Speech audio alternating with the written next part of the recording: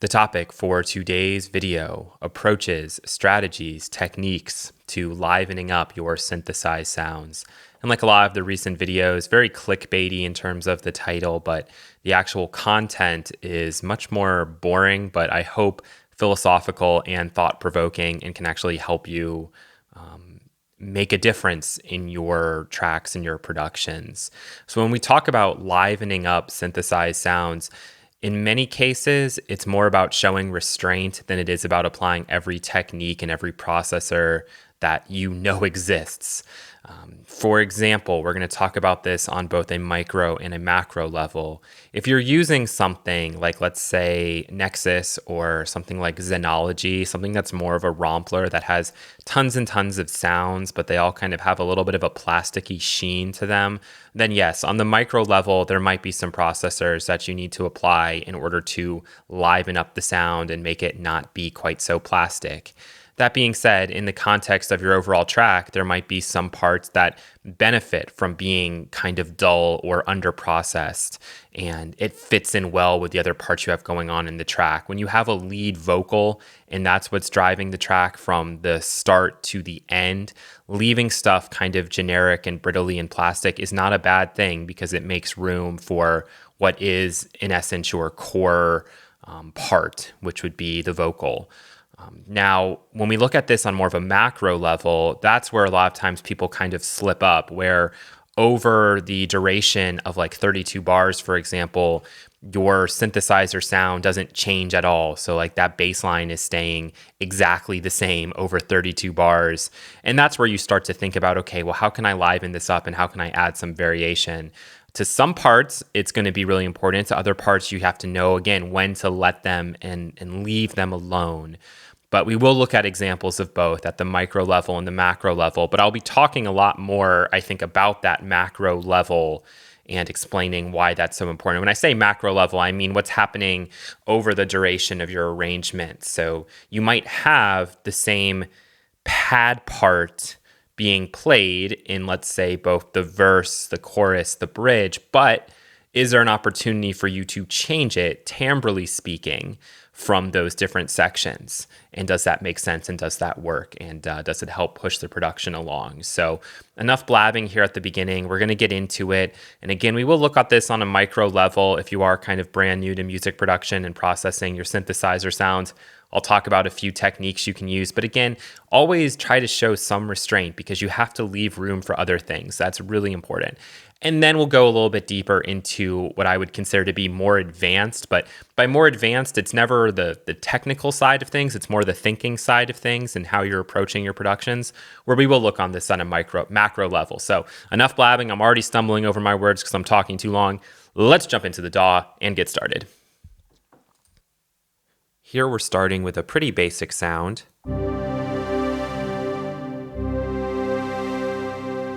And the question that I would ask, if this was to a room full of people and we were talking about livening up a synth, is there anything wrong with this sound? Give you a second to think about it. And my answer would be no, absolutely not. I think it's a really pretty sound. I think it would work great in a lot of situations. I've even gone to the trouble of putting this thing into mono to even kind of dull it out, or, take away some of the liveness of it even more if we go out of that. You can hear how right away that actually does kind of open up the sound and brings it into another dimension, which is fine. But even this in mono, I think is really cool. And I think as a layer or in a lot of contexts, this would work without having to do anything else. We live in a world now where most of the instruments that we're bringing in, even if they are built into the DAW, can sound really warm and sound really full and rich without having to process them any further, unless it's something that we want to do depending on what we're going for in the track. And in this particular instance, one of the things for this sound that I would probably consider doing is adding some kind of a modulation effect. So adding a chorus, a flanger, a phaser. Most likely in this case, I'd probably add some kind of an analog chorus like a Dimension D. And here you can see we have the one from Arturia. And I tend to like it when it's in 2 and 4. That might be a little extreme. Let's see. Let's try it just in mode 2. Yep, that's a little bit better. And then in the advanced tab, we can go in here and we can change things like dynamic color. We can even bring the width amount down or change the oscillator shape. I typically like it in that default setting. I am just going to bring this back slightly.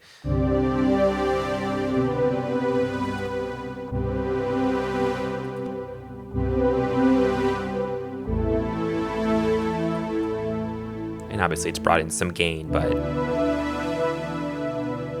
we can now hear the effect of this chorus going onto this synthesizer, and already that kind of changes it. And even if we were to bring the width down lower, that would add another dimension. But is this something that would be appropriate every single time? I would say no.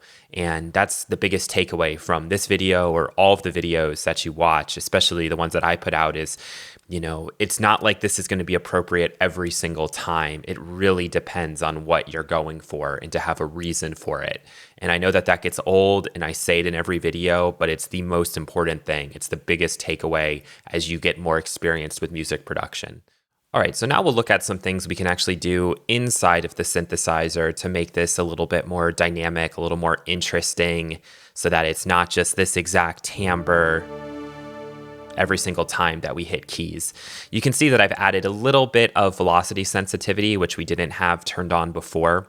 And, you know, that's something that's pretty standard in most instruments. A lot of times it's actually something you want to turn off when you're trying to play in parts if it's too extreme, but that just means the softer I hit a note, the quieter it's going to be, and the harder I hit a note, the louder it's going to be. But it's not changing anything else timbrally at this point. We will add it to a couple other things in a second. But let's go ahead and open this sound back up into the stereo fields. We bring our width to 100%. And then we can also increase the oscillator 1 width here.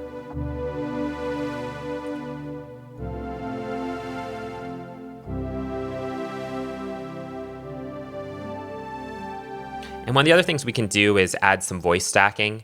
So right now, if I bring on the voice stacking,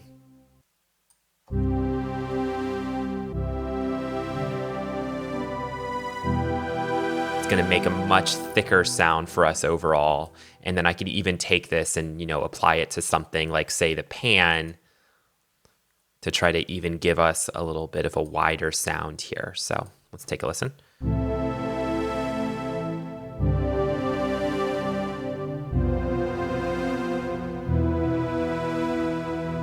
Pretty cool. I'm happy with how that's sounding, but now let's go and let's have our velocity do a little bit more for us. So instead of just determining how loud or how soft it's going to output, let's also put the velocity on something like the amount of sub, or maybe the oscillator shape, or even where the cutoff is going. But I think we'll save that for later. So in my DAW, this is very easy to do. In yours, it might be a little bit tougher, but in every synthesizer, you typically do have control over velocity and routing that to various parameters inside of your synth. So it's just a matter of finding it. So I'm going to put this onto shape. Maybe I'll put it onto pulse width a little bit. And what was the other thing I want to do? Maybe a little bit to the sub. Cool. So this is going to be pretty subtle, but I'm going to hit a note very softly. And let's actually turn this off on the volume just so we can hear this a little bit better. And now I'm going to slam it.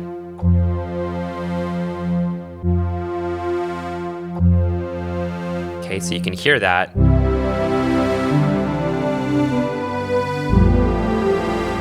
And that, in all honesty, this is probably even too extreme. It's really changing the overall timbre of the sound in kind of too much of a way, but that's okay. I mean, we could always go in here and really fine tune these things to make it be super subtle. And, you know, I'm just not even going to go much higher than 0.1 on any of these things, just to illustrate that fact.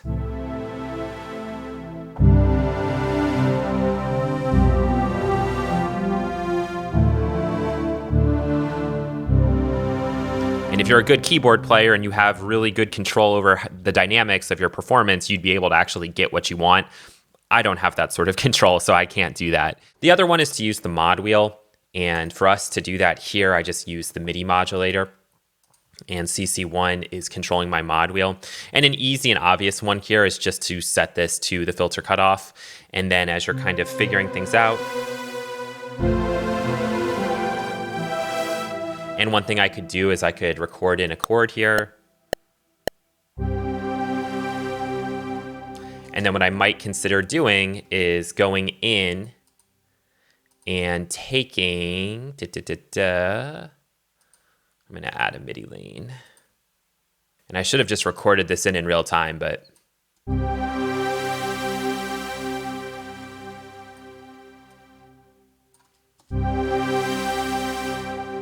you could hear how I could do something like that. Again, in real life, you're going to be doing that probably in real time, so not the method I just used there, but that is also an option. And of course, if we record this in real time with that movement, we'll be able to register it.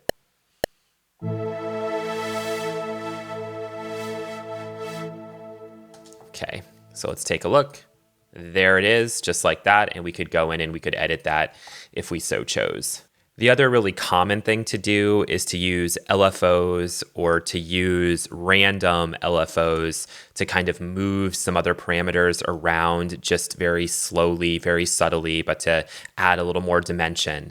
And this doesn't just have to be inside the synthesizer, it could be with our effects as well. So again, in this DAW, it's just really quick and easy to set these up, and you could use multiple ones running at slightly different speeds. So maybe we'll just do 2 of those. So I did an example where I set a lot of these things to be super subtle and slow, which you could do, but it's not a very obvious thing to hear. So I just went ahead and like ratcheted up some of these things just so we could clearly and obviously hear what a random modulator is doing.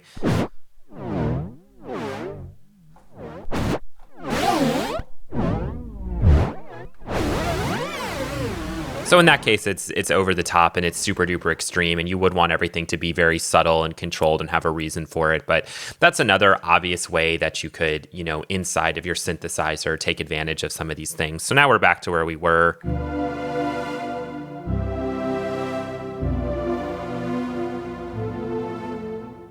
And for subtle movement and subtle color, we can also use plugins to help us, plugins that are designed to have a little bit of that quote unquote wow and flutter. So I'll bring on a tape emulation and we'll be able to kind of hear what that's doing. So in a lot of these tape plugins or tape emulation plugins, you have an option to determine how much like wow and flutter that you want. Sometimes you might have additional control over these things like individually and speed and stuff like that. But a lot of times it's just great when you have a single knob that's going to add some of that wobbliness to the sound. So let's bring this on. Let's crank it all the way up. Okay, so just listen to the pitch and try to listen to any movement that you're hearing. Okay, now let's turn it on.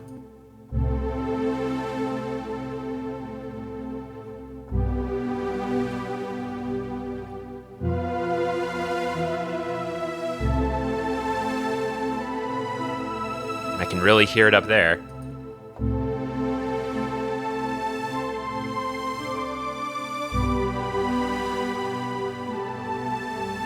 So obviously we have that set kind of too extreme. There's other plugins, again, where we can kind of fine tune that and control it. Let's look at RC20. Now, a lot of people prefer to use RC20 just in this default configuration when the plugin first comes up.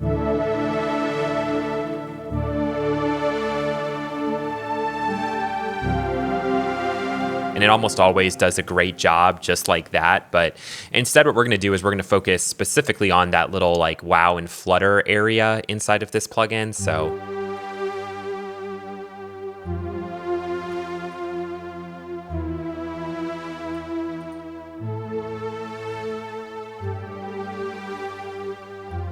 give us a little more of a chorusy effect.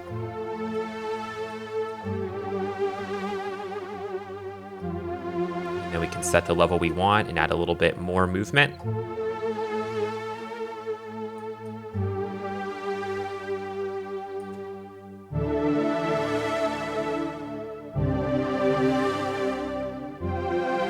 So that's probably still too extreme.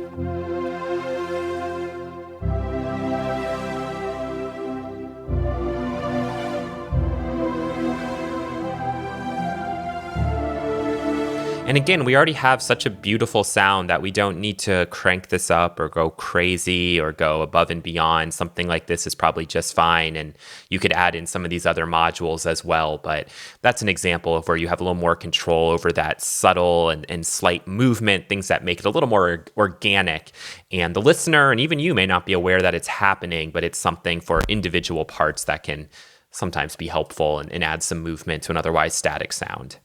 Here's an example of a sound that comes off way more digital than analog, and there's nothing wrong with that, but this would be an example where I'd feel like I'd want to try to smooth out the edges and give this thing a little bit more of a warm tone to it, if that makes sense. You just have to listen to it, you'll know what I mean.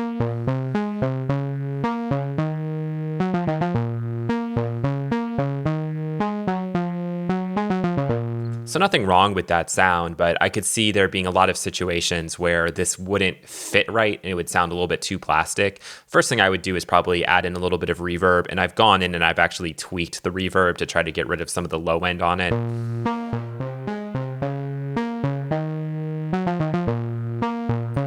So just a little bit there.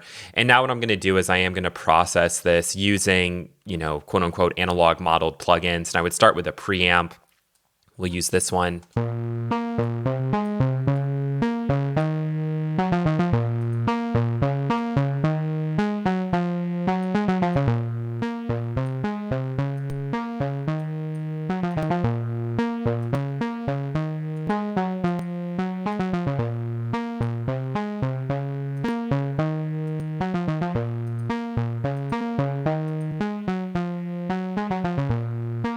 Okay, so we have a little bit of a preamp action going on there. The next thing I might do is put on some kind of a compressor. Let's use something like the Very Moon, which is again super tubey in quality.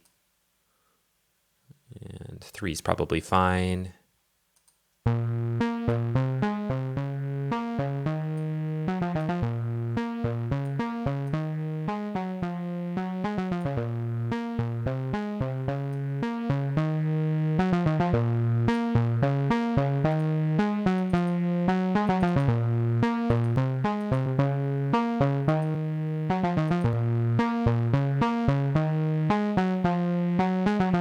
That's sounding a lot nicer already. And then I might just finish it off with some kind of an analog modeled EQ. This might already be enough, to be honest, for this sound. And if you can't hear a big enough difference by doing this kind of processing, then you don't need to do it, to be perfectly honest.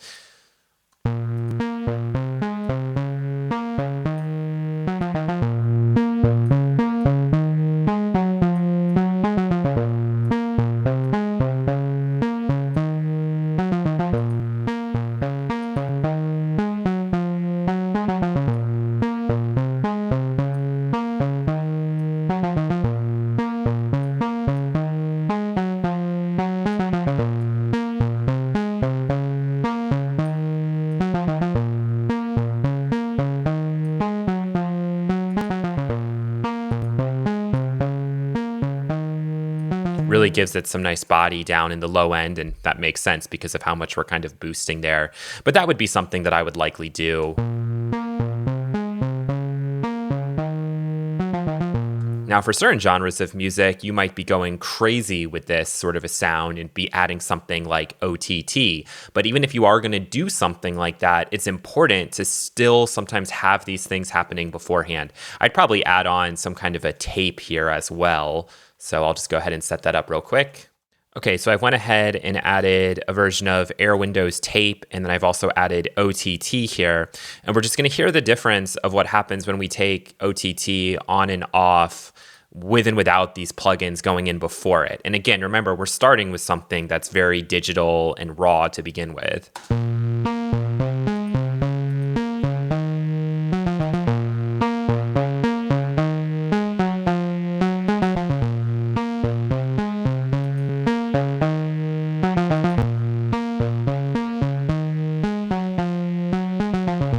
So at least to my ear, it sounds a lot smoother going into that OTT. Maybe some of that has to do with gain adjustments. This stuff, again, is not supposed to be like super obvious. It's not supposed to be like a whoa, like drastic change, but it's enough to where it's kind of rounding out those sharper edges. So we'll listen to it without the OTT.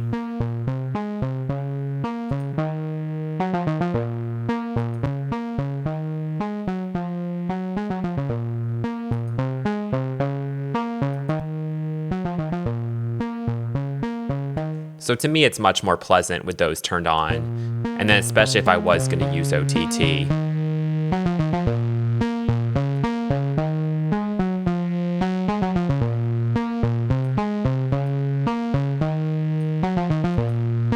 Then I probably could get away with putting more high end in there after adding all of this stuff versus if it wasn't on there. So that's an example of kind of doing your analog modeled processing to try and take a sound that's a little more digital and plastic and put it more into a warmer element, if you will. This is going to be one of our more extreme examples where we have a drone.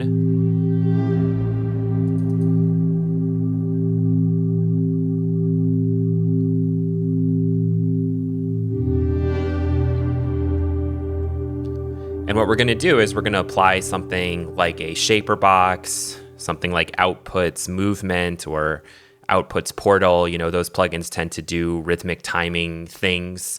I think there's a new plugin called Infiltrator that might actually be more powerful than Shaperbox. And I'm going to apply it to this signal to create kind of a new rhythmic timed pattern to it. Great technique for when you are getting stuck from one section to another and you really want to change things up without necessarily changing the sound too much. This is a great one to use. So let's go in here and just play around a little bit.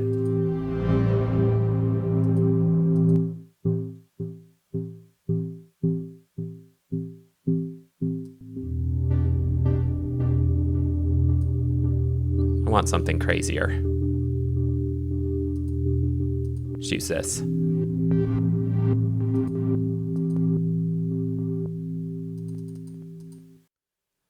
All right, so after playing around a bunch with these different modules, and I even added a second one for volume, this is the result that we came up with. I've added a delay and a reverb. And again, this is to take this sound that's already pretty dynamic and moving a lot and just kind of make it our own and do something very creative and unique with it.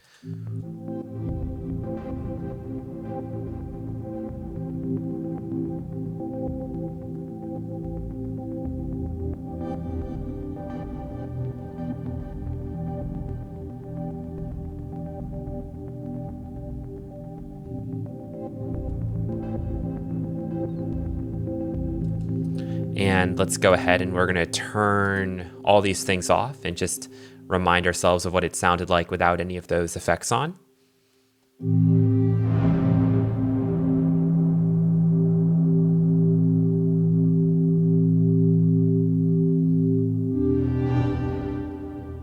And one thing you could consider doing is chaining this all into its own sort of big multi-effect, and at different parts in the song, you could bring in percentages of this, and I think it would be really interesting and cool.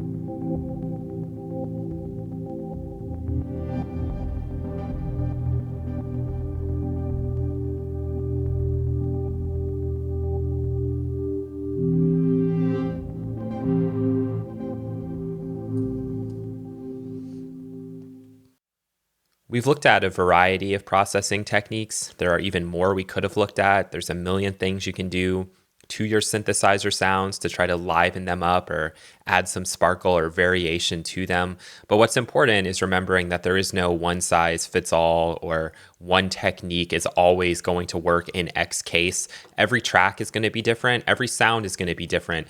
And also every sound's role is going to be different in each track that you make.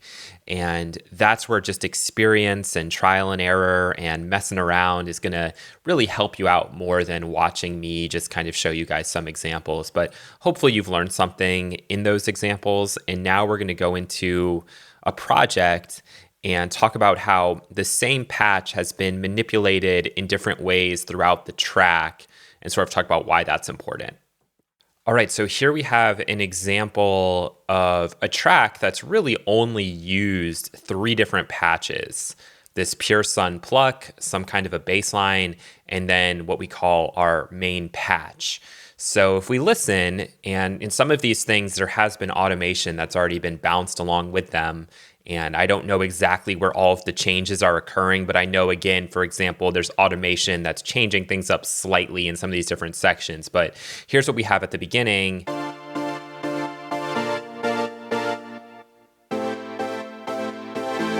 And there is a filter that's sweeping up.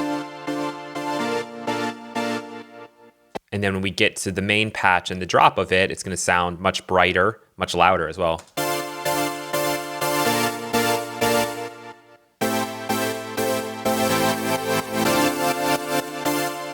Okay, then we get to a breakdown section. Believe it or not, that is that same patch that's been changed. Okay, back to our drop. Then the breakdown.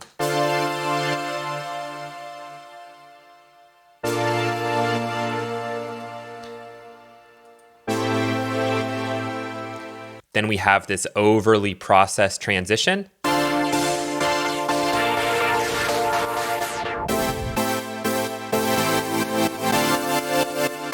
Leading into that final drop in that main patch.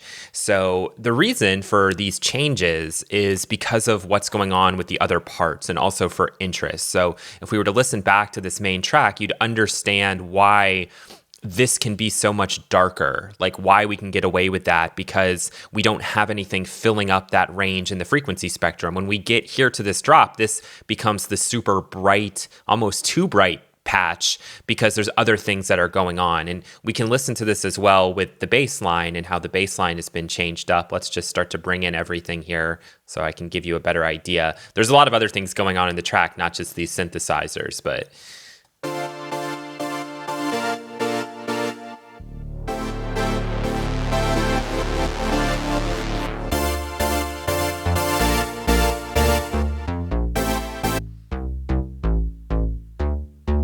let's listen to how the bass line changes in the breakdown.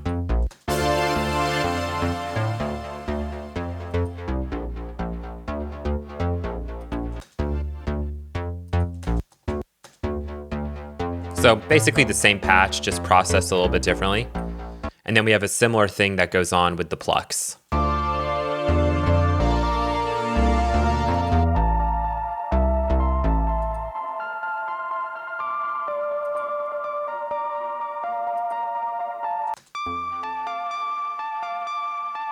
Same patch, processed drastically differently. And then finally,